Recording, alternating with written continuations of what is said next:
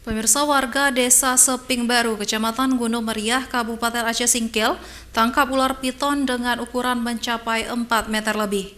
Diketahui ular piton tersebut hendak mangsa kambing warga dan akan masuk ke rumah warga.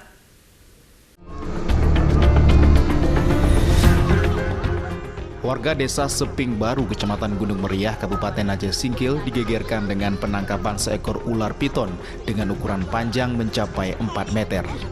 Diketahui ular piton raksasa hendak memangsa kambing milik salah seorang warga dan akan masuk ke rumah warga. Penangkapan disaksikan oleh puluhan warga yang berada di seputaran lokasi penangkapan ular.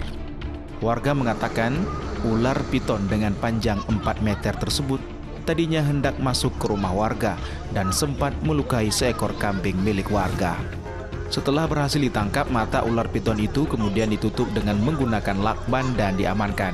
Sementara itu, belum diketahui ular piton tersebut akan dievakuasi kemana. Dari Kabupaten Aceh Singkil, Suparman Munte, iNews melaporkan.